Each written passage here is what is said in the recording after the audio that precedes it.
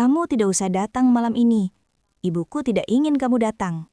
Telepon dari suamiku. Saat syukuran rumah baru ibu mertuaku. Aku membalas pesannya. Baiklah mas. Kubalas mereka yang sudah meremehkan dan menghinaku. Kubuat mereka menyesal. Kubatalkan semua pembayaran dan kutarik semua dana. 1 jam kemudian, mereka mulai menelponku tanpa henti. Karena sebelum ceritanya dimulai, silahkan tulis di kolom komentar dari daerah mana saja teman-teman yang menonton cerita ini. Jangan lupa like dan subscribe agar channel ini bisa semakin berkembang dan bisa mempersembahkan cerita yang lebih menarik lagi. Indri memijat pelipisnya perlahan. Layar laptop di hadapannya menampilkan deretan angka yang baru saja berkurang dalam jumlah sangat besar. Ini adalah pelunasan tahap akhir untuk sebuah rumah mewah di kawasan elit. Rumah itu bukan untuknya. Rumah itu untuk Ibu Marni, ibu mertuanya. Indri menghela napas panjang, menutup laptopnya, dan menyandarkan punggungnya di kursi kerja. Sebagai seorang wanita berhijab yang memimpin perusahaan PT Sagara Tekstil Nusantara yang sukses, Indri sudah terbiasa mengambil keputusan bernilai miliaran. Namun, keputusan yang satu ini terasa berbeda. Ada rasa getir yang tidak bisa hilang. Semuanya dimulai 3 bulan lalu. Erwin, suaminya, datang dengan wajah memelas. Erwin adalah pria yang baik, namun sayangnya ia terlalu tunduk pada keinginan idunya. Malam itu, Erwin duduk di samping Indri, menggenggam tangannya, dan memulai bujukan yang sudah sering Indri dengar. Sayang, ibu itu sudah tua. Cita-cita terbesarnya hanya ingin punya rumah yang layak di sisa hidupnya. Indri terdiam. Kata layak yang dimaksud Erwin dan Ibu Marni sangatlah relatif. Rumah mereka saat ini sudah lebih dari cukup. Tapi Ibu Marni selalu merasa kurang. Ibu Marni tidak pernah menyukai Indri. Bagi Ibu Marni, Indri hanyalah wanita biasa yang kebetulan sukses. Status Indri sebagai pengusaha tidak pernah membuatnya bangga, malah membuatnya iri. Ibu Marni merasa sebagai menantu, Indri wajib menyerahkan semua penghasilannya untuk dikelola oleh suami dan mertuanya. Tentu saja Indri menolak. Ia bekerja keras untuk bisnisnya, dan ia hanya mau menggunakan uangnya untuk hal-hal yang jelas. Namun, Erwin adalah kelemahannya. Rumah yang seperti apa, Mas? Tanya Indri saat itu. Yang di kawasan Graha Emerald Residence itu. Sayang, ibu sudah lihat-lihat. Katanya udaranya sejuk. Jawab Erwin hindari tatapan Indri. Indri nyaris tersedak. Graha Emerald Residence adalah salah satu kawasan termahal. Ia tahu persis berapa harga pasaran di sana. Itu bukan sekedar rumah, itu sebuah istana kecil. Mas, itu harganya tidak masuk akal. Kita sedang ekspansi bisnis. Indri mencoba bernegosiasi. Ayolah Indri, sekali ini saja untuk ibu. Aku janji, setelah ini ibu tidak akan minta apa-apa lagi. Aku malu, sebagai anak tidak bisa membahagiakan ibu. Erwin mulai menggunakan senjata andalannya, rasa bersalah. Dan seperti biasa, Indri luluh. Ia mencintai Erwin, dan ia selalu berharap pengorbanannya akan membuat Ibu Marni akhirnya bisa menerimanya. Maka dimulailah proses pembelian rumah itu. Indri yang mengurus semuanya. Ia yang bernegosiasi dengan agen properti. Ia yang mengurus KPR atas namanya. Dan ia yang membayar uang muka puluhan % dari tabungan pribadinya. Erwin dan Ibu Marni hanya ikut saat penandatanganan awal, berfoto-foto, dan memilih warna cat. Selama proses itu, Indri merasa seperti dompet berjalan. Setiap kali bertemu, Ibu Marni tidak pernah menanyakan kabar Indri. Pertanyaannya selalu sama. Bagaimana rumahnya? Kapan selesai? Kenapa lama sekali? Atau, Indri, ibu dengar catering di pesta peresmian nanti mahal sekali ya? Kamu sanggup bayar kan? Jangan sampai ibu malu. Indri menggigit bibirnya. Pesta peresmian. Itulah yang sedang direncanakan Erwin dan Ibu Marni selama seminggu terakhir. Besok adalah hari besar itu. Rumah baru itu akan diresmikan. Ironisnya, Indri yang membayar lunas rumah itu sama sekali tidak dilibatkan dalam perencanaan pesta. Ia hanya mendapat laporan pengeluaran. Setiap hari, Erwin akan mengiriminya daftar tagihan, catering mewah, dekorasi bunga impor, undangan cetak eksklusif untuk teman-teman sosialita Ibu Marni, dan Indri hanya bisa mentransfer uang yang diminta. Malam itu, Indri pulang ke rumahnya sendiri.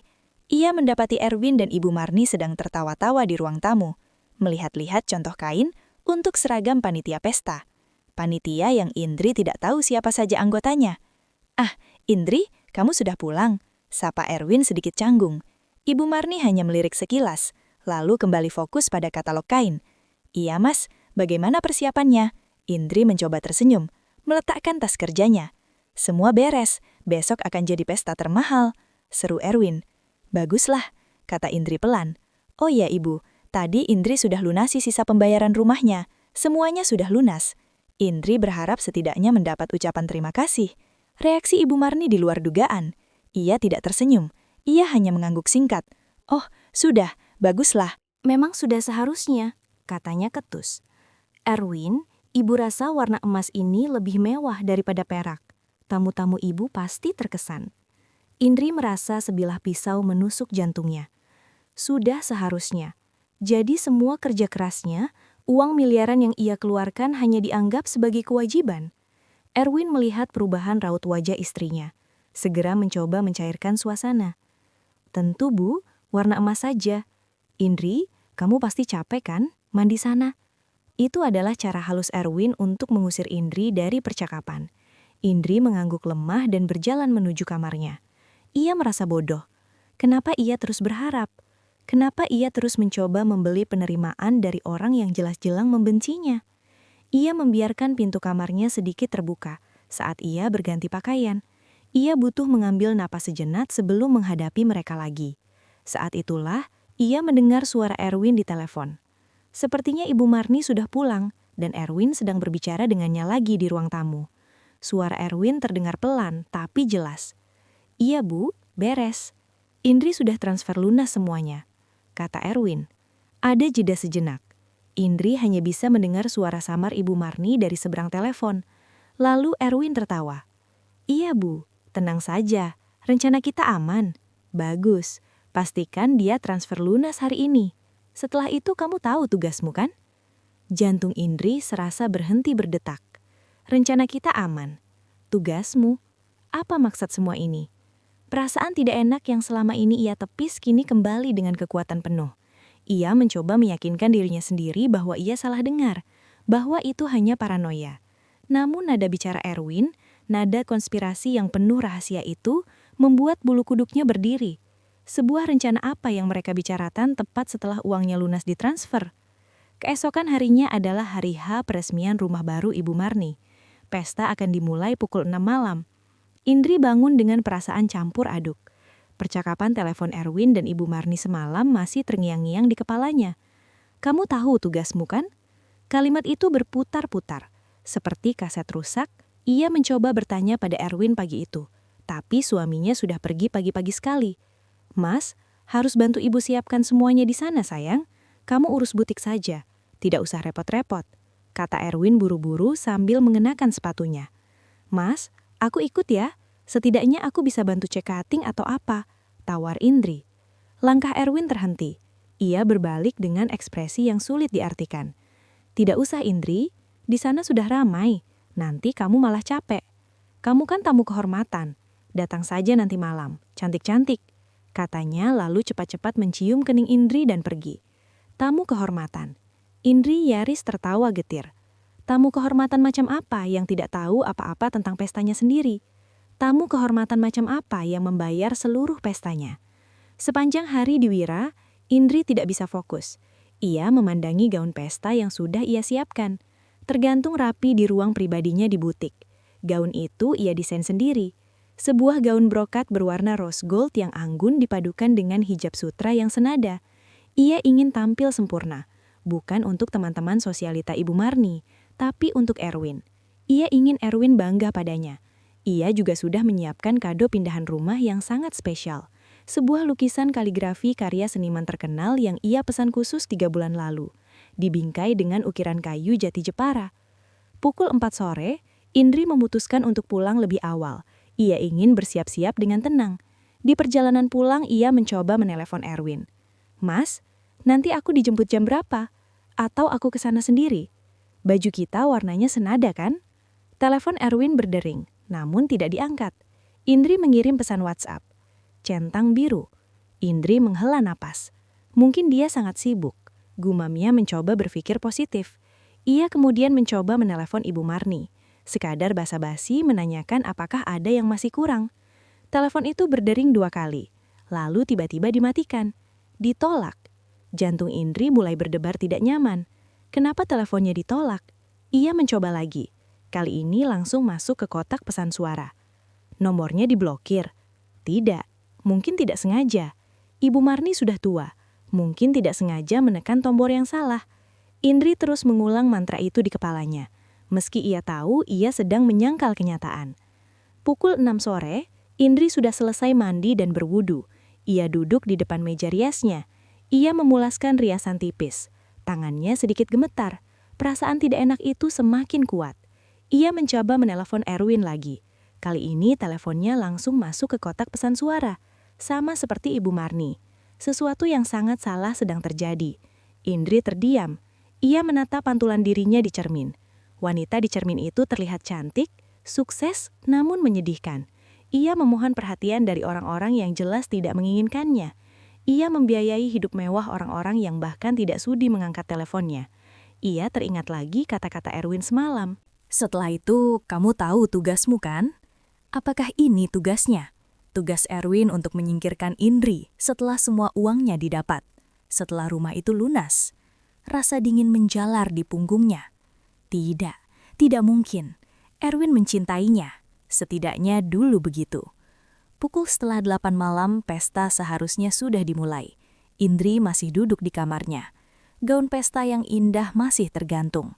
Kado yang mahal masih terbungkus rapi. Ia merasa seperti orang paling bodoh di dunia. Ia sudah siap, sudah berdandan untuk pesta yang ia bayar. Namun ia tidak yakin apakah ia diundang. Ia mengambil napas dalam-dalam. Ia harus mengakhiri ketidakpastian ini. Ia harus mendapatkan jawaban pasti. Ia mengambil ponselnya, membuka aplikasi WhatsApp. Ia tidak akan menelpon lagi. Ia akan mengirim pesan. Pesan yang memaksa Erwin untuk jujur.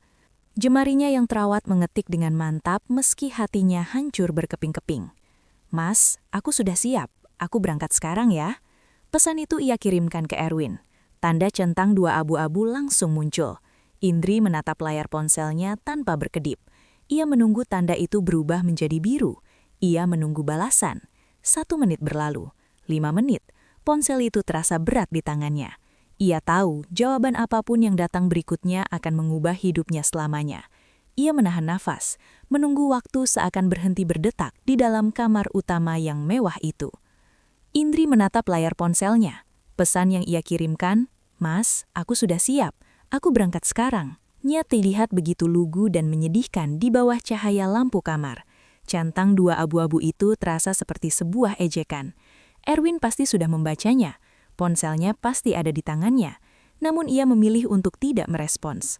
Menit-menit berlalu, mengubah penantian Indri dari kegelisahan menjadi kecemasan yang dingin. Ia bisa mendengar suara detak jam dinding di ruang tengah. Suaranya terdengar seperti palu yang diketuk perlahan-lahan. Tepat pukul 7:30 ponsel di tangannya bergetar hebat. Jantung Indri melompat ke tenggorokannya. Dengan jari gemetar, ia membuka layar. Sebuah pesan baru dari Mas Erwin. Hanya ada 1 kalimat. 1 kalimat yang merangkum semua ketakutannya. Semua pengorbanannya yang sia-sia. Dan semua penghinaan yang ia terima selama ini. "Kamu tidak usah datang malam ini. Ibuku tidak ingin kamu datang." Indri membaca kalimat itu sekali, 2 kali. 3 kali. Kata-kata itu seakan tidak mau masuk ke dalam otaknya. Kalimat itu terasa asing, seperti bahasa yang tidak ia mengerti.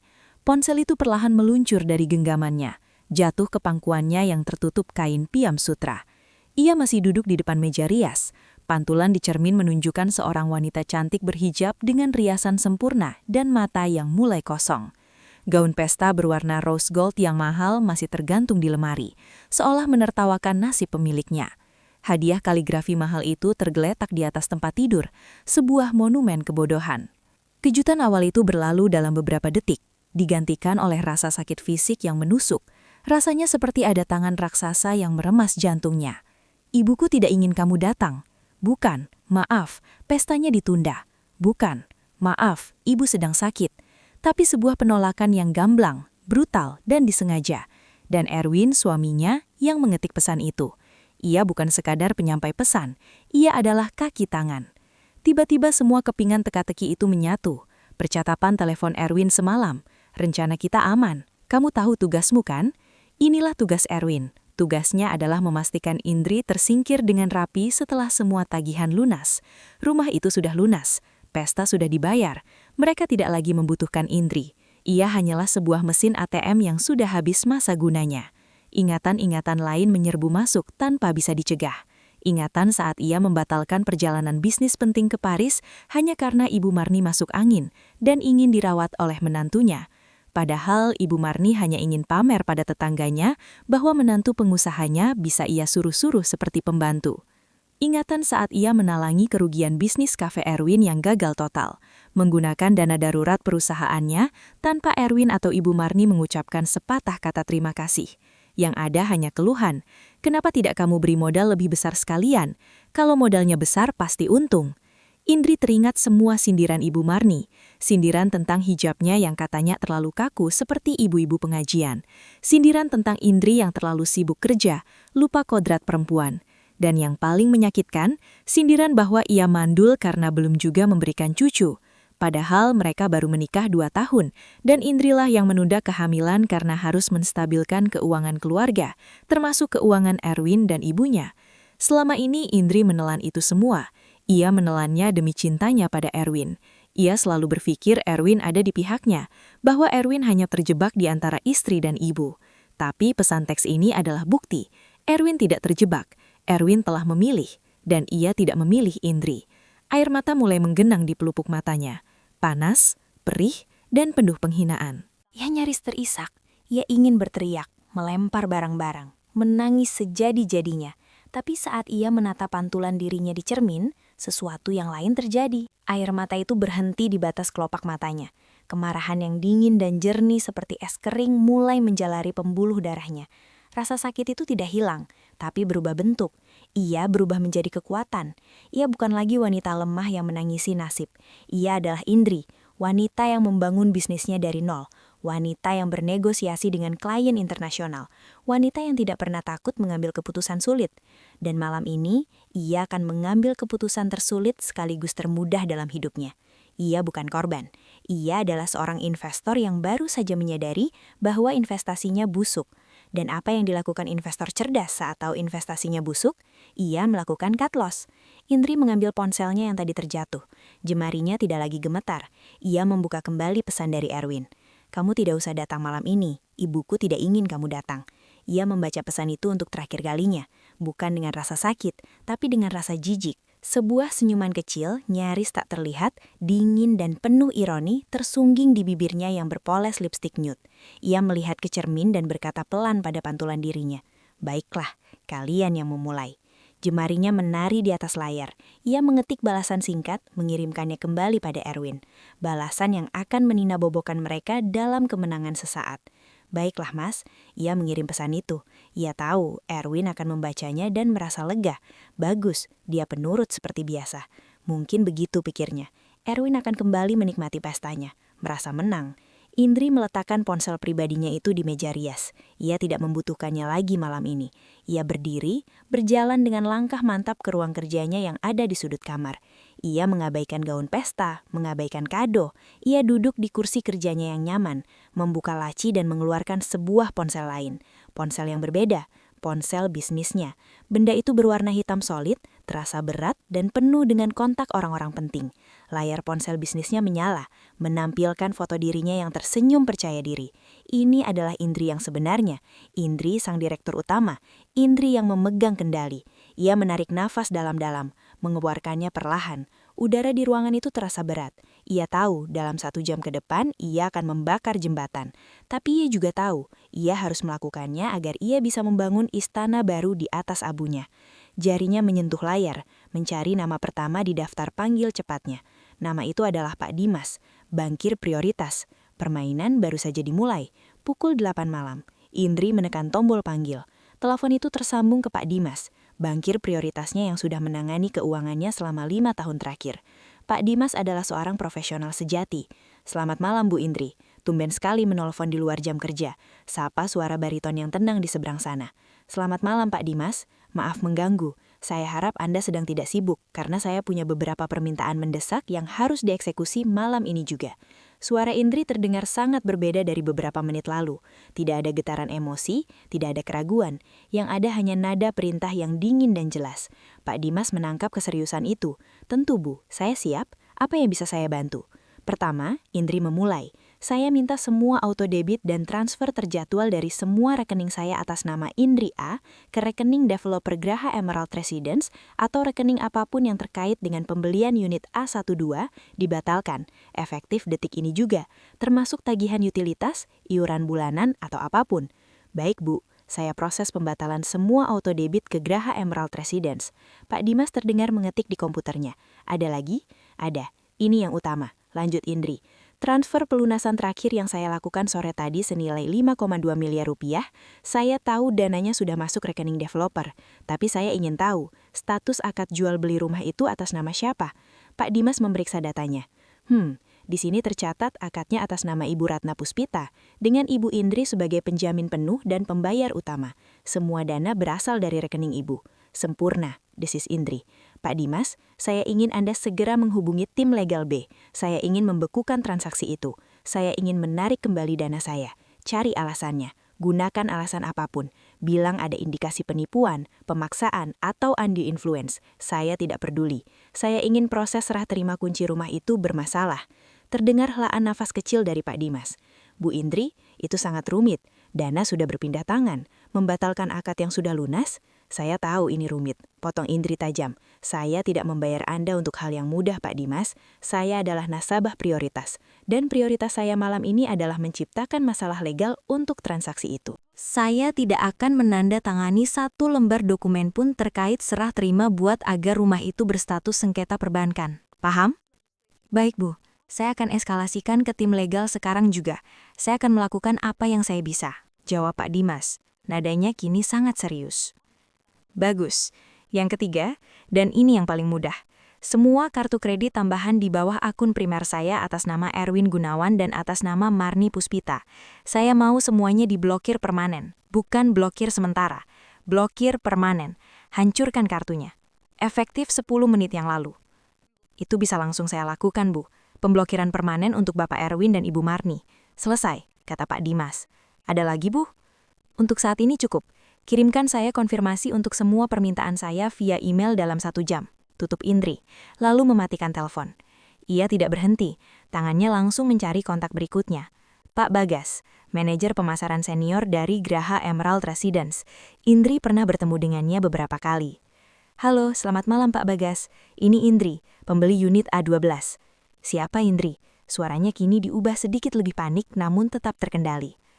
Oh, selamat malam Ibu Indri. Ada apa, Bu? Pestanya lancar? Sapa Pak Bagas mah. Pesta? Indri tertawa kecil, tawa yang kering. Pak Bagas, saya menelpon karena ada masalah yang sangat besar. Saya adalah penjamin dan pembayar penuh untuk unit A12. Benar? Benar sekali, Bu. 100% dana dari Ibu. Bagus, saya baru saja mendapat informasi bahwa saya telah ditipu oleh suami saya sendiri dan ibu mertua saya. Mereka melakukan konspirasi untuk menguasai aset tersebut. Apa, Bu? Maksud Ibu? Suara Pak Bagas meninggi. Saya tidak punya waktu menjelaskan, tapi yang jelas saya sebagai pembayar sah tidak pernah menyetujui serah terima apapun. Saya informasikan secara resmi, saya menarik semua dana saya dan saya akan mengajukan sengketa atas unit tersebut. Sore tadi saya transfer dalam kondisi di bawah tekanan. Indri berbohong sedikit, menambahkan drama agar pesannya tersampaikan. Tapi Bu, uangnya sudah lunas, pestanya sedang berlangsung. Justru itu, Pak. Kirimkan tim Anda ke sana sekarang juga. Hentikan pestanya. Segel rumah itu. Rumah itu statusnya sengketa. Saya tidak akan menandatangani dokumen apapun. Jika pihak developer menyerahkan kunci kepada Ibu Marni, saya akan menuntut Graha Emerald Residence karena bersekongkol dalam penipuan. Ancam Indri. Baik, Bu, baik. Tenang, Bu. Saya akan kirimkan tim keamanan dan legal kami ke lokasi sekarang. Kami akan bekukan status unitnya. Pak Bagas terdengar panik luar biasa. Tuntutan hukum dari pembeli miliaran adalah mimpi buruknya. Bagus, saya tunggu kabar dari Anda. Indri menutup telepon. 2 pelatuk sudah ditarik, bank dan developer. Sekarang yang ketiga, ia menelpon manajer operasional di perusahaannya. Malam Pak Wira, maaf mengganggu. Tolong siapkan surat penarikan fasilitas direksi untuk saudara Erwin Gunawan. Mobil Alphard putih B1234YLH itu atas nama perusahaan kan? Betul, Bu. Fasilitas untuk suami ibu, jawab Pak Wira. Bingung bukan lagi efektif. Besok pagi saya mau mobil itu ditarik. Kirim orang untuk menjemputnya jam 4 pagi, dimanapun mobil itu berada. Dan bekukan rekening gaji atas namanya. Dia tidak lagi bekerja di perusahaan saya, kata Indri. Erwin memang punya jabatan mentereng di perusahaan Indri. Direktur pemasaran, tapi itu hanya jabatan hadiah. Pekerjaannya nol besar. Siap, laksanakan, Bu. Indri meletakkan ponsel bisnisnya. Selesai. 3 panggilan telepon, total 45 menit. Dalam 45 menit, ia telah membongkar fondasi kehidupan mewah yang baru saja akan dinikmati Erwin dan Ibu Marni. Ia bangkit, berjalan keluar dari ruang kerja.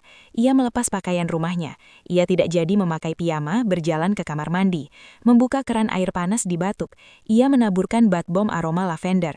Ia butuh rileks. Saat ia sedang berendam dalam air hangat yang menenangkan, tepat pukul 8 malam lewat 5 menit, ponsel pribadinya yang tergeletak di meja rias mulai menjerit. Layarnya menyala terang. Mas Erwin calling. Telepon itu berdering panjang lalu mati. Sedetik kemudian menyala lagi. Ibu mertua calling, mati. Mas Erwin calling, Mas Erwin calling, Mas Erwin calling. Ponsel itu bergetar hebat di atas meja kaca, menimbulkan suara deringan di kamar. Panggilan itu datang tanpa henti, panik dan penuh amarah. Indri memejamkan matanya, menyandarkan kepalanya ke tepi batup. Ia tersenyum tipis. Ia tidak menyentuh ponsel itu. Ia membiarkan mereka panik. Ini baru permulaan. Ia menghirup dalam-dalam aroma lavender. Malam ini ia akan tidur nyenyak. Pukul 8 malam. Di rumah baru Ibu Marni, pesta sedang berada di puncaknya. Rumah itu bermandikan cahaya. Lampu-lampu kristal mahal yang baru dipasang berkilauan memantulkan sinarnya di lantai marmer impor yang mengkilap. Dekorasi bunga lili dan mawar putih memenuhi setiap sudut, menebarkan aroma wangi yang lembut. Musik instrumental klasik mengalun pelan menjadi latar bagi tawa-tawa renyah dan denting gelas sampahnya non-alkohol tentu saja, demi formalitas yang dipegang oleh para tamu. Ibu Marni adalah bintang malam itu. Ia mengenakan kaftan yang dijahit khusus, penuh dengan payet berkilauan dan hijab yang ditata rumit. Wajahnya yang dipoles riasan tebal berseri-seri penuh kemenangan. Ia berdiri di tengah-tengah lingkaran teman-teman sosialitanya yang ia sebut geng arisan berlian. Mereka semua memujinya. "Marni, ini rumah atau istana? Luar biasa, Jeng!" seru seorang wanita bergelang emas penuh. "Ah, biasa saja," jawab Ibu Marni, pura-pura merendah sambil mengibaskan tangannya yang justru memamerkan cincin berlian barunya. "Ini semua Erwin, dia tahu sekali bagaimana membahagiakan ibunya. Erwin memang anak berbakti dan beruntung sekali dia dapat istri seperti Indri. Kudengar bisnisnya besar sekali." "Iya," sahut yang lain. Wajah Ibu Marni mengerah sejenak mendengar nama Indri. Namun ia cepat-cepat mengubahnya menjadi senyum manis yang dipaksakan. "Oh, Indri, iya dia bekerja keras," katanya dengan nada yang menyeratkan bahwa bekerja keras adalah sesuatu yang sedikit memalukan. Tapi tentu saja Erwin yang membimbingnya. Tanpa Erwin, Indri tidak akan jadi apa-apa. Erwinlah otaknya. Erwin yang berdiri tidak jauh dari situ tersenyum bangga. Ia berhasil. Ia telah memenuhi impian terbesar ibunya. Ia telah membuktikan bahwa ia adalah anak yang sukses. Ia melirik jam tangannya. Sudah hampir sejam sejak ia mengirim pesan teks terakhir pada Indri. Balasan baitlah dari istrinya membuatnya sangat lega. Indri menurut seperti biasa. Sekarang ia bisa menikmati pesta ini tanpa gangguan. Ia merasa telah sukses mengendalikan segalanya. Ibunya yang manja dan istrinya yang kaya. Saat itulah manajer catering yang bernama Pak Joko menghampirinya dengan senyum yang sedikit kaku, membawa sebuah tablet. "Selamat malam Pak Erwin, maaf mengganggu pestanya. Sesuai kesepakatan, sisa pembayaran 50% untuk catering harus dilunasi malam ini saat acara berlangsung." "Oh tentu, kata Erwin santai. Ia sudah menduga ini. Ia mengeluarkan kartu kredit platinum dari dompetnya. Itu adalah kartu kredit tambahan yang diberikan Indri dengan limit tak terbatas. "Ini, silahkan pakai ini saja." Pak Joko mengambil kartu itu dan menggeseknya di mesin edisi portable. Beberapa detik kemudian, ia mengerutkan kening. "Maaf Pak, ditolak." Senyum Erwin sedikit goyah. "Hah? Ditolak? Tidak mungkin. Coba lagi. Jaringannya jelek mungkin." Pak Joko mencoba lagi. "Masih ditolak Pak Erwin. Transaction denied." Bisikan-bisikan pelan mulai terdengar di sekitar mereka. Beberapa tamu yang kebetulan dekat melihat adegan itu. Wajah Erwin mulai memanas. "Saya ada kartu lain," Katanya sedikit gugup. Ia mengeluarkan kartu lain, kartu kredit black metal yang terlihat sangat eksklusif. Ini juga kartu tambahan dari Indri. Ia menyerahkannya pada Pak Joko. Pasti bisa yang ini. Pak Joko menggeseknya. Hasilnya sama. Ditolak juga Pak Erwin. Keterangannya, card blocked. Diblokir. Erwin nyaris berteriak. Apa maksudnya diblokir? Itu tidak mungkin. Ia mulai panik. Rasa malunya mulai menjalar. Ia bisa merasakan mata para tamu menatapnya. Maaf Pak, suara Pak Joko kini menjadi lebih tegas dan dingin. Senyum ramahnya hilang. Tagihannya total 10 juta rupiah. Perusahaan kami punya aturan ketat. Jika pembayaran tidak lunas, kami harus menghentikan layanan. Menghentikan layanan apa maksudnya? Pestanya sedang berjalan, sergah Erwin. Kami akan berhenti menyajikan minuman dan koki kami akan berhenti memasak hidangan utama.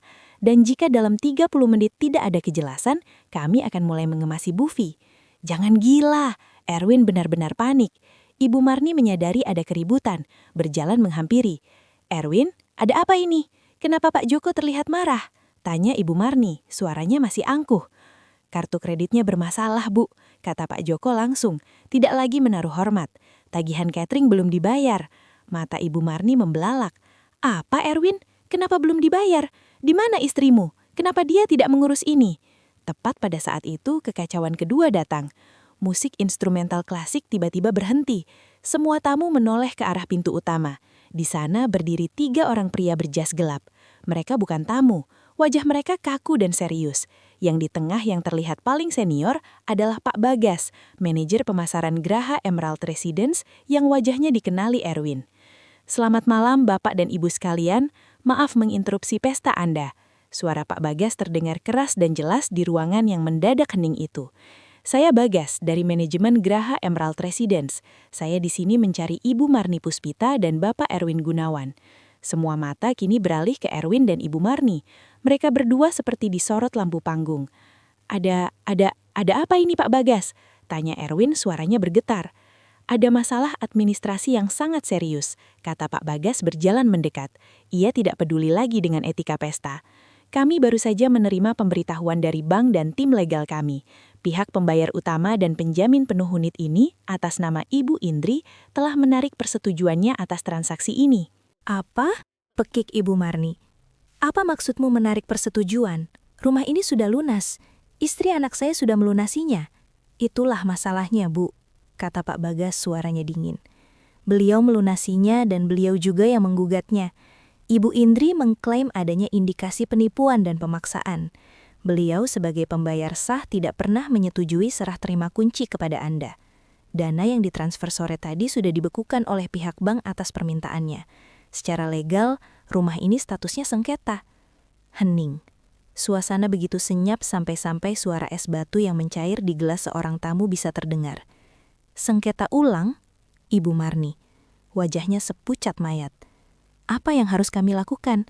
Tanya seorang tamu memecah keheningan. Pesta ini selesai, kata Pak Bagas tegas. Demi keamanan hukum, kami harus meminta semua tamu untuk segera meninggalkan area ini. Rumah ini akan kami segel sementara sampai ada kejelasan hukum. Kekacauan meledak. Para tamu, para sosialita itu tidak perlu disuruh 2 kali. Mereka bergegas pergi, berbisik-bisik, beberapa bahkan terang-terangan menertawakan. Pesta termewah itu berubah menjadi neraka dalam hitungan menit. Ini tidak mungkin, teriak Erwin. Ia menarik ponselnya. Ia harus menelpon istrinya. Ia menekan nomor istrinya dengan tangan gemetar. Telepon itu berdering. Tidak diangkat. Ia menelpon lagi. Tidak diangkat. Angkat, Indri, angkat. Erwin berteriak putus asa. Ibu Marni melihat Erwin yang panik mengeluarkan ponselnya. Biar ibu yang telepon, dia pasti takut sama ibu. Ibu Marni menelpon ditolak. Ia menelpon lagi. Masuk kotak suara, ia menelpon lagi. Di kamar mandinya yang tenang di tengah keharuman lavender, Indri melihat layar ponselnya yang bergetar hebat di meja rias. Mas Erwin caling. Ibu mertua caling, Mas Erwin caling, Mas Erwin caling. Telepon itu menjerit-jerit tanpa henti. Indri hanya tersenyum lalu memejamkan matanya, menikmati air hangat yang memeluk tubuhnya. Kekacauan di rumah sengketa itu berlangsung cepat. Para tamu sosialita yang tadinya memuji-muji Ibu Marni setinggi langit, kini berhamburan keluar seperti tikus meninggalkan kapal karam. Wajah mereka yang tadi penuh senyum palsu, kini berganti dengan ekspresi campur aduk antara kaget, kasihan, dan yang paling banyak, puas. Gosip terpanas tahun ini baru saja tersaji di depan mata mereka. Ya ampun, Jeng, malunya sampai disegel begitu, bisik Ibu Lilis kepada temannya sambil bergegas menuju mobilnya. Sudah kuduga, mana mungkin dia sanggup beli rumah semewah ini. Pasti menantunya yang bayar, dan sekarang menantunya marah. Rasakan, sahut Datin Sari buru-buru memotret bagian depan rumah yang mulai didatangi tim keamanan developer. Ibu Marni berdiri mematung di teras marmer yang beberapa menit lalu menjadi panggung kemenangannya. Ia gemetar hebat, tapi bukan karena dingin. Ia gemetar karena amarah dan rasa malu yang tak terhingga. Kaftan mewahnya kini terasa seperti kostum badut. Riasan tebal di wajahnya mulai luntur oleh keringat dingin. "Erwin, kenapa dia tidak angkat teleponnya?" Pekik Ibu Marni. Suaranya melengking histeris. Ia menatap Erwin dengan mata melotot. "Ini semua salahmu. Kenapa kamu kirim pesan itu? Kenapa kamu larang dia datang?" Erwin yang masih sibuk menekan tombol panggil di ponselnya berulang kali membeku. Pengakuan ibunya di depan tim developer dan sisa-sisa staf catering itu adalah sebuah kesalahan fatal. Pak Bagas dari Graha Emerald Residence mengangkat alis. "Oh, jadi benar ada kesengajaan melarang pihak pembayar untuk datang ke acaranya sendiri. Ini semakin memperkuat klaim Ibu Indri." "Bukan urusan Anda," bentak Ibu Marni. Ia kemudian beralih ke Erwin lagi. "Telepon terus, suruh dia datang ke sini, suruh dia bilang ke orang-orang ini bahwa ini semua salah paham. Cepat!" "Aku sudah coba, Bu, tidak diangkat," balas Erwin. Ia juga malu, tapi lebih dominan panik. Ia tidak tahu harus berbuat apa. Sementara ibu dan anak itu bertengkar, Pak Joko, manajer catering, memberi isyarat kepada timnya. "Bereskan," perintahnya singkat. Para pelayan yang tadi sigap menyajikan makanan kini bergerak lebih sigap lagi. Mereka mulai menumpuk piring-piring kotor dengan kasar. Hidangan buffet yang masih utuh, sate domba, udang galah, salmon panggang, langsung ditutup dan didorong ke troli. Mereka mencabut semua dekorasi bunga yang mereka pasang. Staf bar membongkar mesin kopi dan menarik semua botol sirup. Mereka bekerja cepat dan efisien seperti tim perampok profesional. "Hei, apa yang kalian lakukan?" teriak Ibu Marni. "Kalian tidak bisa mengambil makanan itu." "Sudah dibayar belum, Bu?" sahut Pak Joko sinis. "Pembayarannya ditolak, jadi kami ambil kembali. Semua yang menjadi hak kami sesuai kontrak. Jika default payment, semua barang kembali ke kami, termasuk makanan yang belum tersentuh." Beberapa pelayan bahkan mengambil taplak meja, meninggalkan meja-meja kayu telanjang yang terlihat menyedihkan. Pesta yang tadinya mewah kini terlihat seperti lokasi yang baru saja dijarah. Rasa malu Ibu Marni mencapai puncaknya. Ia harus melihat sisa-sisa kemewahannya dilucuti di depan matanya sendiri. Setelah catering pergi, kini giliran tim developer. Pak Bagas mengeluarkan sebuah gulungan stiker besar berwarna kuning cerah. "Pak Erwin, Bu Marni, dengan sangat menyesal, kami harus meminta Anda berdua untuk meninggalkan properti ini." "Apa? Kalian mengusir kami? Ini rumah kami," raung Ibu Marni. "Bukan lagi, Bu. Sampai status sengketa ini selesai, ini adalah properti milik developer yang ditahan oleh bank. Silahkan ambil barang pribadi Anda yang penting. Anda punya waktu 5 menit, kata seorang petugas keamanan bertugu besar yang mendampingi Pak Bagas. 5 menit. Erwin dan Ibu Marni tidak punya barang apapun di sana. Selain harga diri mereka yang sudah hancur lebur, mereka berdua dalam pakaian pesta termahal mereka berjalan gontai menuruni tangga teras. Di belakang mereka, tim keamanan menempelkan stiker kuning besar di pintu kayu jati yang megah itu. Disegel sengketa hukum. Clay, petugas keamanan, memasang gembok tambahan di gerbang utama. Ibu Marni dan Erwin kini berdiri di pinggir jalan di luar gerbang rumah impian mereka. Lampu-lampu taman yang mewah masih menyala. Ironisnya, menerangi wajah mereka yang pucat dan kalah. Mobil-mobil tamu terakhir melesat pergi. Penumpangnya tidak mau repot-repot menyapa. Ini mimpi Erwin. Ini mimpi kan? Lirik Ibu Marni. Kakinya lemas. Ia terduduk di trotoar jalan yang berdebu. Pakaiannya yang mahal kini kotor. Erwin tidak menjawab. Ia masih memandangi ponselnya. Puluhan panggilan tak terjawab. Puluhan pesan WhatsApp yang hanya centang 2 abu-abu. Ia terus mengetik pesan baru dengan panik. "Indri, angkat. Indri, jawab sekarang. Ibu sakit ini gara-gara kamu. Apa maksudmu blokir kartu? Kamu gila. Kamu mempermalukan aku dan ibu. Indri, aku bilang jawab." Rentetan pesan itu terkirim tanpa balasan. Erwin ingin melempar ponselnya ke jalan. Ia putus asa, ia marah, ia takut. Di apartemennya, Indri akhirnya keluar dari kamar mandi. Ia mengenakan piyama katun yang nyaman, rambutnya terbungkus handuk. Ia mengambil ponsel pribadinya yang masih bergetar. Ia melihat rentetan pesan dari Erwin. Ia membaca setiap pesan kemarahan dan kepanikan itu dengan ekspresi tenang. Jemarinya yang lentik kemudian mengetik sebuah balasan. Ia tidak membalas rentetan pertanyaan Erwin. Ia hanya mengetik satu kalimat yang sederhana, lugas, dan menusuk tepat di jantung kesombongan mereka. "Ada apa, Mas? Bukankah ibu tidak ingin aku datang?" Pesan itu terkirim. Centang 2 biru. Di trotoar yang gelap di depan rumah yang disegel, ponsel Erwin berbunyi. Sebuah balasan dari Indri. Erwin buru-buru membukanya. Ibu Marni yang melihat secercah harapan ikut mencondongkan kepalanya. Mereka membaca kalimat itu bersama-sama. "Ada apa, Mas? Bukankah ibu tidak ingin aku datang?" Hening. Seketika itu juga Erwin dan Ibu Marni mengerti. Ini bukan kecelakaan. Ini bukan kesalahan sistem ban.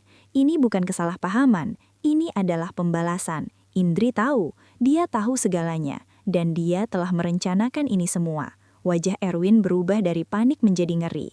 Wajah Ibu Marni berubah dari marah menjadi ketakutan murni. Mereka baru saja sadar, mereka tidak hanya menghina seorang menantu penurut, mereka telah membangunkan naga yang sedang tidur. Jalanan di luar kawasan elit Graha Emerald Residence terasa dingin dan sepi, jauh berbeda dari kemeriahan pesta yang baru saja mereka alami. Ibu Marni dan Erwin kini benar-benar terdampar. Setelah dipermalukan dan diusir, mereka berdiri di trotoar seperti dua pengemis berbalut pakaian mahal. Taksi yang mereka coba panggil pun beberapa kali lewat begitu saja.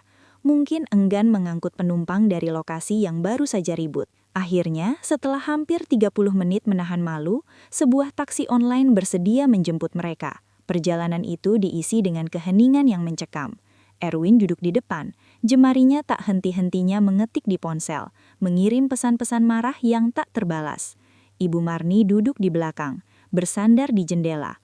Wajahnya yang pucat pasti kini berkerut dalam amarah yang tertahan. Kaftan mewahnya terasa gatal di kulitnya yang berkeringat. Sopir taksi itu melirik mereka dari kaca spion, merasakan ketegangan tapi memilih diam. "Kita mau kemana?" tanya sopir itu pelan saat mereka mendekati pintu tol. Erwin terdiam, ia tidak tahu harus menjawab apa.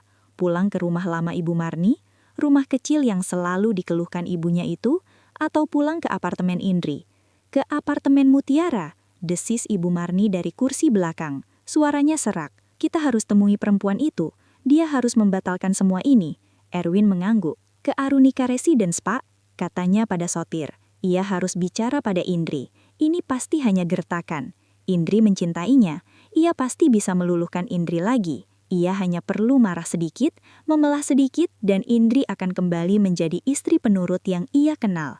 Setibanya di lobi apartemen mewah tempat tinggal mereka, Erwin langsung merasakan masalah pertama. Ia menempelkan kartu aksesnya di pintu lobi, lampu merah menyala. Gagal. Ia mencoba lagi. Gagal. Akses ditolak. "Sialan," umpat Erwin pelan. "Ada apa lagi?" bentak Ibu Marni. "Kartu aksesku tidak berfungsi," geram Erwin.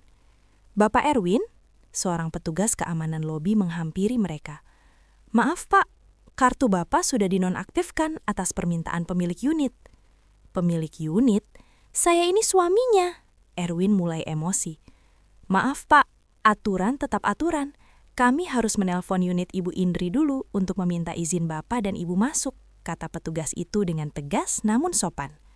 Wajah Ibu Marni memerah padam, diusir dari rumah baru, dan sekarang harus meminta izin seperti tamu untuk masuk ke apartemen yang ia anggap sebagai rumah anaknya sendiri. Ini adalah lapisan penghinaan baru yang tak tertahankan. Petugas itu menelpon interkom. "Selamat malam Bu Indri, ini keamanan. Ada Bapak Erwin dan Ibu Marni di lobi. Apakah diizinkan naik?" Ada jeda beberapa saat. Erwin menahan napas. Jika Indri menolak mereka di lobi, tamat sudah riwayat mereka. Suara Indri terdengar tenang dari interkom. "Suruh mereka naik, saya tunggu." Erwin merasa sedikit lega. "Dengar itu, dia menungguku," katanya pada petugas keamanan lalu menarik lengan ibunya menuju lift. Lift itu terasa berjalan lambat sekali. Erwin merapikan kemeja batiknya yang sedikit kusut. Ibu Marni merapikan hijabnya yang miring. Mereka sedang mempersiapkan diri untuk perang. Ting! Pintu lift terbuka di lantai penthouse. Erwin tidak perlu mengetuk. Ia melihat pintu unitnya sedikit terbuka. Ia mendorong pintu itu dengan kasar. "Indri, apa maksud semua ini?" teriaknya sambil melangkah masuk. Pemandangan di dalam apartemen membuatnya tertegun. Indri tidak sedang menangis. Ia tidak panik. Ia tidak terlihat ketakutan. Ia sedang duduk santai di sofa ruang tamu, mengenakan piyama katun yang nyaman. Rambutnya yang basah terbungkus handuk. Di depannya, di atas meja kopi, ada secangkir teh jahe yang masih mengepulkan uap. Ia terlihat tenang, segar, seolah baru saja menikmati spa di rumah. Kontras sekali dengan Erwin dan Ibu Marni yang kucal, lelah, dan penuh amarah. "Duduklah," kata Indri pelan. Suaranya sedatar air di kolam. "Duduk," bentak Ibu Marni melangkah maju. "Kamu suruh kami duduk setelah kamu mempermalukan kami. Kamu tahu apa yang sudah kamu lakukan? Hah? Kamu ini menantu durhaka." "Indri, aku tidak tahu apa permainanmu ini, tapi ini sudah keterlaluan." Erwin menimpali. Suaranya bergetar antara marah dan takut. "Kamu mempermalukan aku dan ibu di depan semua orang. Kamu batalkan kartu kreditku. Kamu segel rumah ibu.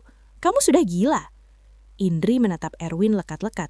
Ia menatap mata suaminya, mencari sisa-sisa pria yang pernah ia cintai. Ia tidak menemukan apa-apa, hanya ada ketakutan dan keegoisan. "Gila!" Indri akhirnya angkat bicara. Suaranya tidak naik, tapi menusuk. "Siapa yang gila, Mas? Aku yang gila karena bekerja banting tulang untuk membiayai rumah impian kalian, atau kalian yang gila karena menikmati uangku sambil menghinaku di belakang?" Erwin terdiam. "Aku mempermalukan kalian."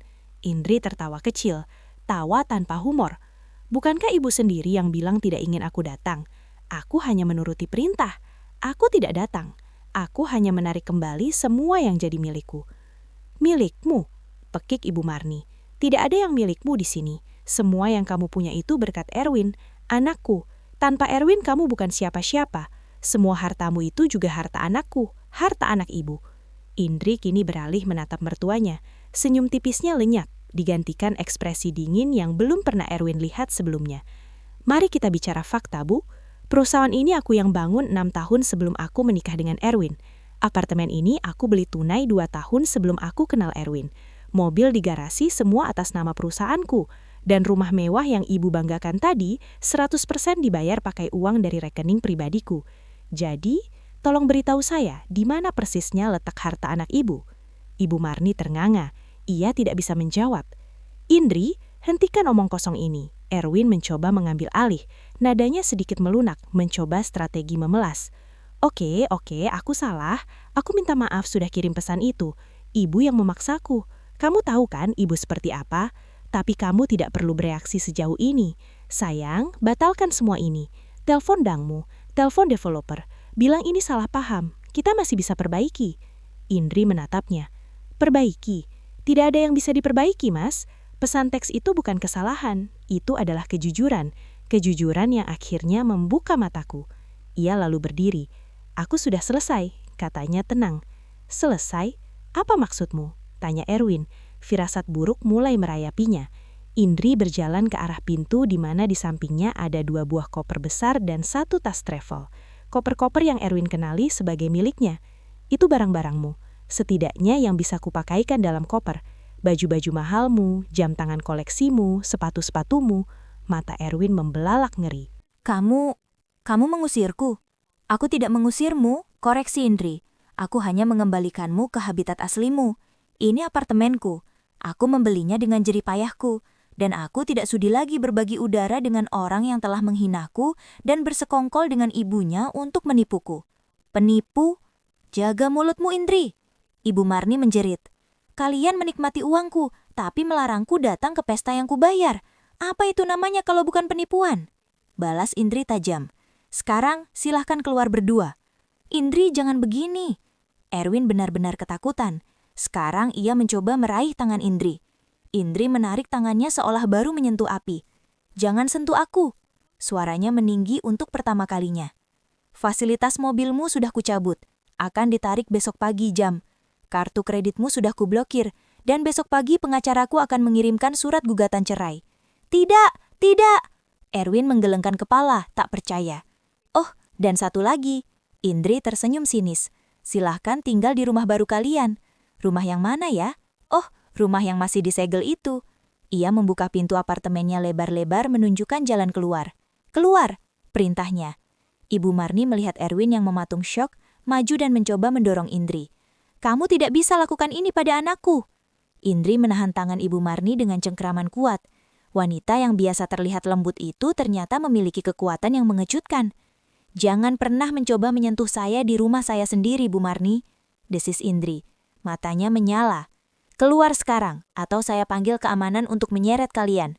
Melihat tatapan mata Indri, Ibu Marni gentar. Ia mundur selangkah.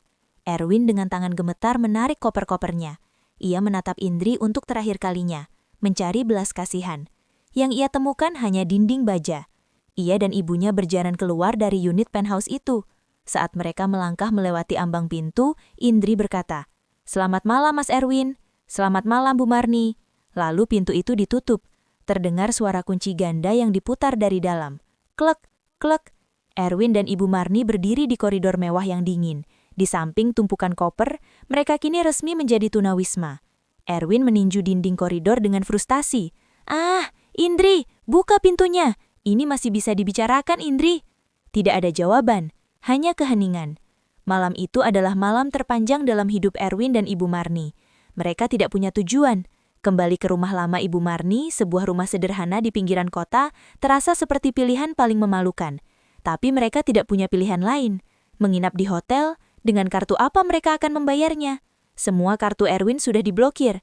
Uang tunai di dompetnya hanya cukup untuk membayar taksi yang akan membawa mereka ke sana. Jadilah, mereka tiba di rumah lama itu lewat tengah malam. Rumah yang sudah beberapa minggu ditinggalkan itu terasa pengap dan berdebu. Ibu Marni yang masih mengenakan kaftan pestanya langsung mengamuk. "Ini semua gara-gara kamu, Erwin. Kalau saja kamu bisa lebih tegas. Kalau saja kamu tidak terlalu bergantung pada uangnya." Ibu Marni menyalahkan putranya, melupakan fakta bahwa ia adalah biang keladi dari semua permintaan material itu. "Ibu yang menyuruhku kirim pesan itu," balas Erwin, tak mau kalah. Ibu yang bilang tidak sudi melihat mukanya di pesta. Mereka bertengkar hebat di tengah ruang tamu yang berdebu, dikelilingi koper-koper mahal Erwin yang terasa ironis. Malam itu mereka tidur di kamar yang sempit dengan perasaan hancur dan saling menyalahkan. Keesokan paginya, kenyataan menghantam mereka lebih keras. Erwin terbangun karena suara ponselnya yang berdering, bukan panggilan, tapi alarm. Pukul 8 pagi. Saat itulah ia teringat sesuatu. Mobil. Ia berlari keluar. Benar saja. Di depan rumah kontrakan kecil di sebelah rumah ibunya, Alphard putih miliknya, mobil perusahaan Indri sedang berhenti. Dua orang pria berbadan tegap keluar. Erwin baru saja akan berteriak memaki, tapi ia melihat mobilnya sudah terparkir di luar pagar rumah ibunya. Pria itu hanya menghampirinya. "Pak Erwin Gunawan, kami dari tim penarikan aset perusahaan. Ibu Indri memerintahkan kami menjemput mobil ini," kata salah satu pria itu sambil menunjukkan surat tugas. Erwin tidak bisa berbuat apa-apa. Ia hanya bisa pasrah menyerahkan kuncinya. Ia melihat mobil mewah yang biasa ia pakai untuk pamer itu dikemudikan pergi oleh orang lain. Ia kini benar-benar tidak punya apa-apa. Pukulan tidak berhenti di situ.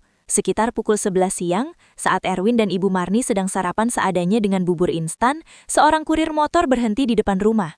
"Permisi, paket untuk Bapak Erwin Gunawan dan Ibu Marni Puspita." Erwin keluar dengan malas. Kurir itu menyerahkan 2 amplop coklat tebal yang berbeda. Satu untuknya, satu untuk ibunya. Ibu Marni menerima amplopnya dengan curiga. Ia merobeknya dengan kasar.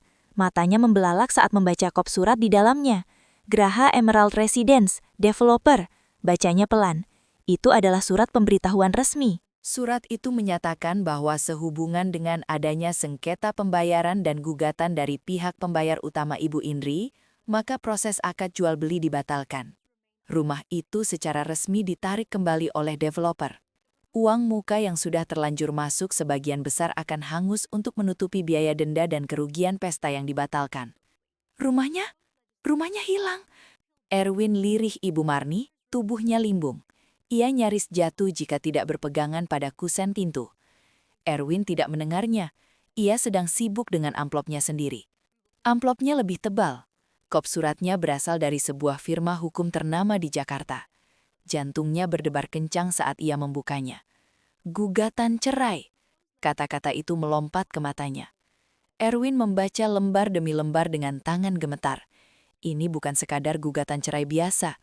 Ini adalah gugatan cerai dengan tuntutan pembagian harta. Tapi Indri dan pengacaranya telah mempersiapkan ini dengan sangat matang. Gugatan itu merinci dengan jelas. Indri menuntut cerai atas dasar perlakuan tidak menyenangkan, penipuan, dan eksploitasi finansial oleh suami dan keluarga suami. Yang lebih mengerikan adalah lampirannya, puluhan lembar. Salinan rekening koran yang menunjukkan aliran dana miliaran dari rekening Indri ke rekening Erwin dan Ibu Marni. Bukti transfer untuk rumah, bukti pembayaran untuk semua tagihan catering dan dekorasi, salinan akta kepemilikan apartemen dan aset perusahaan yang dibeli jauh sebelum pernikahan. Dan tuntutannya jelas, Indri menuntut pemisahan harta secara tegas. Semua harta bawaan miliknya tidak bisa diganggu-gugat.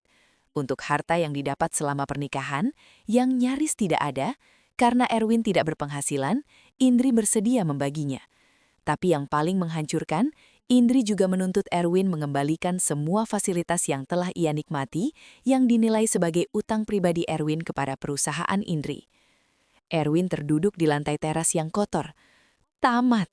Ia benar-benar tamat.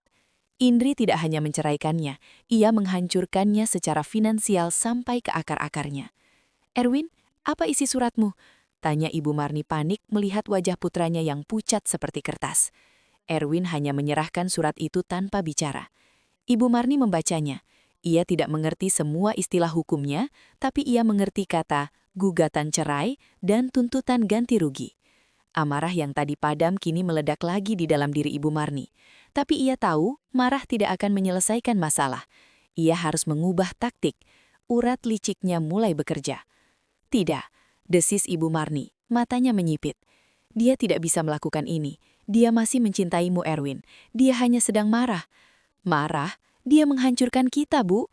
"Kalau begitu kita harus buat dia tidak marah lagi," kata Ibu Marni. Sebuah ide gila terbentuk di kepalanya. "Kita harus minta maaf. Kita harus membuatnya luluh lagi. Ibu akan bersujud padanya. Ibu akan menangis di depannya. Dia wanita berhijab. Dia pasti punya hati nurani. Dia tidak akan tega melihat mertuanya bersujud." Erwin menatap ibunya. Ia tahu persis apa yang ibunya rencanakan. Ini bukan permintaan maaf tulus. Ini adalah sandiwara. Tapi apalagi pilihan mereka? Sore itu juga mereka berdua, dengan pakaian seadanya, Ibu Marni bahkan sengaja tidak merapikan hijabnya agar terlihat lebih menyedihkan, pergi naik taksi online ke kantor Indri. Mereka tiba di lobi perusahaan garmen yang megah itu. Resepsionis yang melihat penampilan kumal Erwin dan Ibu Marni langsung menghentikan mereka. "Maaf, cari siapa?" "Saya mau bertemu Indri. Saya Erwin, suaminya." "Ibu Indri sedang rapat. Tapi nama Anda sudah ada di daftar," kata resepsionis itu menatap layar komputernya. Nama Bapak Erwin dan Ibu Marni masuk daftar blacklist, dilarang masuk ke area kantor. "Apa?" Erwin menggebrak meja. Tepat saat itu, pintu lift berdenting. Indri keluar diapit oleh dua manajernya. Ia mengenakan setelan blazer berwarna biru tua yang membuatnya tampak berwibawa. Wajahnya terlihat segar, fokus, seolah kejadian semalam tidak membebaninya sama sekali. Ia sedang tertawa kecil membahas sesuatu dengan manajernya. Melihat Indri, Ibu Marni langsung berlari dan melancarkan aksinya. "Indri, anakku!" Ibu Marni menjatuhkan dirinya ke lantai, bersujud, mencoba memeluk kaki Indri yang terbalut sepatu hak tinggi. "Maafkan Ibu, Nak, maafkan Ibu." Ibu Marni menangis meraung-raung, menarik perhatian seluruh lobi. Karyawan yang lalu lalang langsung berhenti berbisik-bisik. "Ibu salah, Ibu hilaf. Jangan ceraikan Erwin, Nak. Lihat kami menderita. Maafkan Ibu." Erwin berdiri di belakangnya, memasang wajah sedih yang paling meyakinkan yang ia bisa. Indri berhenti, tawanya lenyap. Ia menatap sosok yang berguling-guling di lantai di kakinya. Ia menatap Ibu Marni, lalu menatap Erwin. Tidak ada sedikit pun rasa kasihan di matanya. Yang ada hanya rasa jijik yang mendalam. Ia menghela napas, lalu berbicara kepada manajernya. "Pak Wira, panggil keamanan." "Indri, ini Ibu, Nak." "Ibumu?" raung Ibu Marni semakin kencang. Indri berjongkok sedikit, tapi bukan untuk membantu Ibu Marni berdiri. Ia menatap lurus ke mata mertuanya yang penuh air mata palsu itu. "Anda bukan ibuku," kata Indri pelan. Namun suaranya terdengar jelas di lobi yang hening itu. "Ibuku mengajariku tentang harga diri dan kejujuran. Anda Anda hanya ingin uangku." Indri berdiri tegak dan permainan sandiwara murahan ini sudah selesai. Dua petugas keamanan datang dengan sigap. "Ada apa, Bu? Tolong," kata Indri. Suaranya kembali normal dan profesional. "Antar dua tamu ini keluar dari gedung saya. Pastikan mereka tidak pernah bisa menginjakan kaki di properti perusahaan saya lagi selamanya." "Siap, Bu." Petugas keamanan itu memegang lengan Ibu Marni dan Erwin. "Tidak, lepaskan Indri. Kamu akan kena karma. Kamu menantu durhaka." Mendadak, tangisan Ibu Marni berhenti. Wajahnya berubah menjadi topeng kemarahan yang mengerikan. Sandiwaranya terbongkar dalam sekejap. Ia meronta-ronta dan memaki-maki. Erwin hanya bisa pasrah saat diseret keluar. Ia menatap Indri yang bahkan tidak menoleh lagi ke arahnya. Indri hanya merapikan blazernya, lalu berbalik dan berjalan kembali menuju lift, melanjutkan diskusinya dengan manajernya seolah tidak terjadi apa-apa. Saat Ibu Marni diseret melewati pintu kaca lobi, ia menjerit untuk terakhir kalinya. "Kamu akan menyesal, Indri. Kamu akan tua dan sendirian." Pintu kaca itu menutup, meredam suaranya. Indri dari dalam lift hanya tersenyum tipis. Ia sudah melewati penyesalan. Kini ia memasuki babak kebebasan. Bulan-bulan berikutnya adalah neraka dunia bagi Erwin dan Ibu Marni. Setelah diusir dengan memalukan dari kantor Indri, mereka kembali ke rumah sempit di pinggiran kota. Rumah itu yang dulu mereka tinggalkan dengan angkuh demi impian rumah mewah, kini terasa seperti penjara yang pengap dan menyedihkan. Kabar tentang pesta yang gagal, rumah yang disegel dan pengusiran memalukan Ibu Marni dari lobi perusahaan Indri menyebar lebih cepat daripada api. Teman-teman sosialita Ibu Marni, geng arisan berlian, tidak hanya menjauhinya. Mereka secara aktif menjadikannya bahan tertawaan di setiap pertemuan. "Jeng Marni? Oh, maksudmu Marni sengketa. Hahaha, kudengar dia sekarang tinggal di lubang tikus lagi. Kasian sekali ya. Makanya kalau jadi orang jangan sombong, apalagi sombong pakai uang menantu." Ibu Marni yang hidupnya bergantung pada validasi sosial hancur lebur. Ia mengurung diri di kamar berhari-hari. Ia tidak mau makan, ia tidak mau keluar rumah karena malu bertemu tetangga. Stres, malu, dan pola makan yang buruk membuat kesehatannya merosot tajam. Tekanan darah tingginya kumat. Diabetesnya memburuk. Wanita yang dulu selalu tampil glamor dengan kaftan berpayet, kini hanya terbaring di tempat tidur yang berderit, mengenakan daster kusam, meratapi nasibnya. Sementara itu, Erwin berusaha mencari jalan keluar. Uang simpanan mereka yang sebenarnya adalah sisa-sisa uang pemberian Indri, habis dengan cepat untuk biaya hidup sehari-hari. Ia harus mencari pekerjaan, tapi apa yang bisa ia kerjakan? Selama ini jabatannya sebagai direktur pemasaran di perusahaan Indri hanyalah topeng. Ia tidak pernah benar-benar bekerja. Ia tidak punya keahlian nyata. Erwin mencoba melamar ke beberapa perusahaan. Berbekal CV palsu yang mencantumkan jabatannya sebagai direktur, ia berhasil mendapatkan beberapa panggilan wawancara. Tapi semuanya berakhir dengan kegagalan. Para pewawancara yang berpengalaman bisa melihat dengan jelas bahwa pria di depan mereka ini kosong. "Jadi Pak Erwin," kata seorang manajer HR di sebuah perusahaan, "di CV Anda tertulis Anda menaikkan omzet ekspor hingga 200%. Bisa Anda jelaskan strategi spesifik apa yang Anda gunakan? Bagaimana Anda menganalisis pasar Eropa?" Erwin gelagapan. Saya tentu saja dengan kerja keras dan melihat tren. Ya, melihat tren di internet." Pewawancara itu hanya tersenyum tipis dan menutup mapnya. "Baik Pak Erwin, nanti kami kabari." Tentu saja kami kabari adalah kode universal untuk Anda ditolak. Setelah puluhan lamaran ditolak, Erwin mulai putus asa. Ia terpaksa menurunkan standarnya. Dari direktur, ia melamar jadi manajer. Ditolak. Supervisor, ditolak. Staf biasa, ditolak. Akhirnya dengan rasa malu yang luar biasa, ia harus mengambil pekerjaan apapun yang bisa ia dapatkan. Ia menjadi pengemudi taksi online menggunakan mobil sewaan yang cicilan hariannya mencekik leher. Kehidupan mewah yang ia nikmati, mobil Alphard, jam tangan mahal, makan di restoran bintang 5, kini terasa seperti mimpi yang jauh. Realitasnya adalah duduk berjam-jam di dalam mobil sewaan yang bau asap rokok, menunggu orderan dan seringkali hanya membawa pulang uang yang pas-pasan untuk membeli bensin dan sebungkus nasi. Rumah sempit itu kini menjadi arena pertengkaran abadi. Ibu Marni yang sakit-sakitan menjadi semakin rewel dan pemarah. Erwin yang lelah fisik dan mental juga gampang tersulut emosi. "Erwin, mana uangnya? Obat ibu habis. Kamu ini kerja apa saja sih? Masa untuk beli obat ibumu sendiri tidak sanggup?" jerit Ibu Marni dari kamar tidur. Suaranya parau. "Uang, uang, uang. Ibu pikir cari uang gampang?" Balas Erwin melempar kunci mobil sewaannya ke meja. "Aku sudah narik dari subuh sampai subuh lagi. Cuma dapat segini. Cukup untuk makan nasi sama telur. Dulu waktu ada Indri, kamu tidak pernah begini. Dulu kamu anak yang berbakti. Mendengar nama Indri, urat di leher Erwin menegang. Cukup, Bu. Cukup. Semua ini terjadi karena siapa? Karena ibu. Karena kesombongan ibu. Kalau saja ibu tidak serakah, kalau saja ibu tidak menghina Indri, kita tidak akan jadi seperti ini.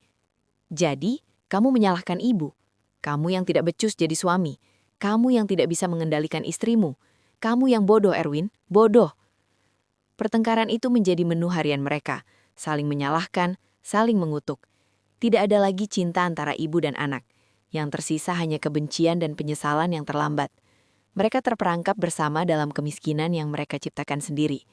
Untuk bertahan hidup, mereka mulai menjual barang-barang yang tersisa di rumah itu. Perabotan lama, perhiasan imitasi yang dulu dibanggakan Ibu Marni, semua dijual dengan harga murah. Proses perceraian Erwin dan Indri berjalan cepat. Indri tidak menuntut apa-apa selain apa yang menjadi haknya. Dan karena semua aset memang miliknya, Erwin keluar dari pernikahan itu tanpa membawa apa-apa. Selain tumpukan koper dan utang atas fasilitas perusahaan yang pernah ia nikmati, yang kini sedang ditagih oleh pengacara Indri. Suatu sore setelah seharian menarik penumpang dan hanya mendapat sedikit uang, Erwin menghentikan mobil sewaannya di pinggir jalan. Ia lelah dan lapar. Ia membuka ponselnya sekedar melihat-lihat media sosial untuk mengalihkan pikiran. Saat itulah ia melihat sebuah unggahan berita dari akun gosip terkenal. Unggahan itu adalah video wawancara. Wajah yang sangat ia kenali muncul di layar kecil ponselnya. Indri. Indri terlihat sangat berbeda. Ia tampak lebih bersinar. Balutan hijab dan setelan kerjanya terlihat semakin elegan. Ia sedang diwawancarai di sebuah acara bincang-bincang bisnis ternama. Indri, selamat. Kami dengar perusahaan Anda baru saja menandatangani kontrak ekspor terbesar tahun ini dengan sebuah brand fashion ternama di Milan, tanya pembawa acara. Indri di layar tersenyum, senyum yang tenang dan penuh percaya diri. Alhamdulillah, ini semua berkat kerja keras tim. Kami baru saja meluncurkan lini busana modest baru yang menggunakan bahan daur ulang ramah lingkungan, dan ternyata pasar Eropa sangat merespons positif. Anda adalah panutan, sukses dalam bisnis dan terlihat sangat bahagia.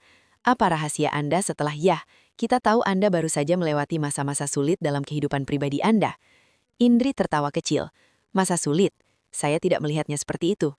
Saya melihatnya sebagai proses pembersihan. Terkadang kita harus membuang sampah agar ruangan bisa kembali bersih dan segar. Rahasia saya sederhana, fokus pada apa yang bisa saya kendalikan dan melepaskan apa yang hanya menjadi beban. Erwin mematikan layar ponselnya dengan tangan gemetar. Membuang sampah, melepaskan beban. Itulah dirinya. Itulah dia dan ibunya di mata Indri. Sampah.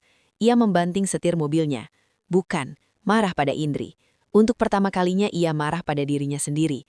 Ia marah pada kebodohannya. Ia melihat apa yang telah ia sia-siakan. Ia memiliki berlian, tapi ia membuangnya untuk mengejar sebuah rumah kosong yang megah. Dan kini, ia tidak punya apa-apa. Sementara itu, Indri diwawancara di studio televisi yang dingin, dan Erwin, sang mantan direktur, duduk sendirian di mobil sewaan yang panas, dengan perut kosong dan hati yang hancur berkeping-keping. Karma telah menjalankan tugasnya dengan sempurna. 1 tahun berlalu sejak malam peresmian rumah yang gagal total itu. Bagi Erwin dan Ibu Marni, itu adalah 1 tahun penderitaan. Namun bagi Indri, itu adalah 365 hari kebebasan dan pertumbuhan. Gugatan cerainya telah resmi diputuskan 6 bulan lalu. Hakim mengabulkan semua tuntutan Indri. Pemisahan harta berjalan lancar karena bukti kepemilikan Indri sangat kuat dan tak terbantahkan. Erwin yang mencoba melawan dengan mengklaim harta gonogini atas perusahaan hanya dipermalukan di pengadilan. Pengacaranya tidak bisa membuktikan Rp1 pun kontribusi Erwin, sementara pengacara Indri dengan mudah membuktikan jutaan rupiah yang Erwin sedot dari perusahaan tanpa kontribusi apapun. Erwin keluar dari ruang sidang sebagai pria yang kalah total. Bebas dari beban pernikahan toksiknya, Indri mencurahkan seluruh energinya untuk 2 hal, bisnisnya dan kebahagiaannya sendiri, dan hasilnya sangat luar biasa. Lini busana modest ramah lingkungan yang ia luncurkan, yang beritanya dilihat Erwin di ponselnya, meledak di pasar internasional. Perusahaannya berkembang pesat. Ia membuka 2 pabrik baru, menyerap ratusan tenaga kerja. Ia tidak hanya pulih, ia melesat jauh lebih tinggi dari sebelumnya. Indri yang sekarang adalah Indri yang berbeda. Ia masih wanita berhijab yang lembut tutur katanya, tapi kini ada aura kepercayaan diri dan ketegasan yang tak tergoyahkan. Ia tidak lagi ragu-ragu mengambil keputusan. Ia tidak lagi berusaha menyenangkan semua orang. Ia belajar bahwa harga dirinya tidak ditentukan oleh penerimaan orang lain, terutama bukan oleh pria seperti Erwin atau mertua seperti Ibu Marni. Untuk merayakan pencapaian perusahaan dan ulang tahun kebebasannya, Indri memutuskan untuk mengadakan sebuah acara. Bukan pesta sosialita yang penuh kepalsuan seperti yang diinginkan Ibu Marni. Ia mengadakan acara syukuran kemenangan di tempat yang jauh lebih berarti. Sebuah panti asuhan besar yang juga menaungi rumah jompo yang selama ini ia bantu secara diam-diam. Aula panti asuhan itu dihias sederhana namun meriah. Tidak ada bunga impor atau catering mewah seharga ratusan juta. Yang ada adalah balon warna-warni, tumpeng besar, dan ratusan kotak makanan lezat yang dipesan dari usaha catering rumahan milik seorang janda yang juga ia bina. Para tamu kehormatannya bukanlah sosialita bergelang emas, melainkan anak-anak yatim piatu yang tertawa riang dan para lansia yang tersenyum tulus. Indri mengenakan gamis putih bersih sederhana yang tampak sangat anggun, duduk di lantai bersila bersama anak-anak. Ia menyuapi seorang anak kecil, tertawa lepas saat anak itu berceloteh lucu. Tidak ada beban di wajahnya, hanya ada kedamaian. Saya berdiri di sini, kata Indri saat memberikan sambutan singkat, bukan sebagai direktur perusahaan tapi sebagai seorang hamba Allah yang ingin bersyukur. 1 tahun terakhir ini mengajarkan saya banyak hal, terutama tentang melepaskan. Ia menatap wajah-wajah tulus di hadapannya. Terkadang hal terbaik yang bisa kita lakukan adalah melepaskan beban, melepaskan masa lalu, melepaskan orang-orang yang meracuni jiwa kita. Karena hanya dengan tangan kosong kita bisa menerima berkah baru yang lebih indah. Acara itu ditutup dengan doa bersama. Indri menyerahkan secara simbolis donasi besar untuk renovasi total gedung panti asuhan itu. Para pengurus panti dan anak-anak menangis haru mendoakan Indri tanpa henti. Di saat yang hampir bersamaan, di sudut lain kota yang berdebu dan panas, sebuah antrian panjang mengular di depan sebuah bangunan sederhana dengan spanduk. Dapur Umum Gemarnis, Jumat Berkah. Orang-orang dengan pakaian kusam, wajah lelah dan tatapan kosong, mengantri dengan sabar sambil memegang mangkuk atau kotak makanan kosong. Di tengah antrian itu berdiri 2 sosok yang kontras, namun sama-sama menyedihkan. Seorang wanita tua yang kurus dan terlihat sakit-sakitan, hijabnya kusam dan miring bersandar pada seorang pria yang lebih muda. Pria itu yang juga kurus dan mengenakan kaos oblong yang sudah luntur warnanya, menatap ke depan dengan pandangan hampa. Mereka adalah Ibu Marni dan Erwin. Ini adalah realitas baru mereka. Sejak Erwin kehilangan pekerjaan sebagai sopir taksi online karena mobil sewanya disita akibat gagal bayar, mereka benar-benar jatuh miskin. Mereka hidup dari belas kasihan tetangga dan kini dari antrean makanan Gemarnis. Cepat sedikit Erwin, ibu lapar. Gerutu Ibu Marni suaranya lemah namun masih menyisakan nada ketus. Sabar Bu, antriannya memang panjang. Balas Erwin suaranya datar tanpa emosi. Ini semua gara-gara kamu. Coba dulu kamu tidak bodoh. Coba dulu kamu diam. Bu, potong Erwin. Untuk pertama kalinya ia memotong ucapan ibunya bukan dengan marah, tapi dengan kelelahan yang sangat dalam. Sudahlah, tidak ada gunanya. Kita antri saja. Sebentar lagi giliran kita. Ibu Marni terdiam, kaget mendengar nada suara Erwin. Ia menatap putranya, lalu menatap antrian. Ia akhirnya sadar, tidak ada lagi yang bisa disalahkan, tidak ada lagi yang tersisa. Ini adalah akhir dari segalanya. Kembali ke panti asuhan, acara sudah selesai. Indri berjalan sendirian di taman panti yang asri, menikmati semilir angin sore. Manajernya menghampiri, Bu, mobil sudah siap. Wawancara dengan majalah bisnis internasional dijadwalkan jam 5. Indri mengangguk. Ia melihat ke langit sore yang mulai memerah. Ia merasa damai. Ia telah memaafkan Erwin dan Ibu Marni bukan untuk mereka, tapi untuk dirinya sendiri. Memaafkan agar ia bisa melepaskan sisa-sisa racun masa lalu. Saat ia berjalan menuju mobilnya, sebuah pikiran melintas di benaknya. Ia teringat bagaimana ia dulu rela mengorbankan segalanya demi sebuah rumah mewah untuk mertuanya, hanya untuk dihina. Ia tersenyum tipis. Aku pernah mati-matian membelikan mereka rumah. Batinnya sambil membuka pintu mobilnya sendiri. Tidak lagi perlu sopir. Tapi sebagai gantinya, Tuhan memberiku sesuatu yang jauh lebih mahal. Tuhan memberiku istana yang takkan pernah bisa mereka segel. Istana bernama kebebasan. Indri masuk ke dalam mobil, merapikan hijabnya dan melaju pergi menuju masa depan yang ia ciptakan sendiri.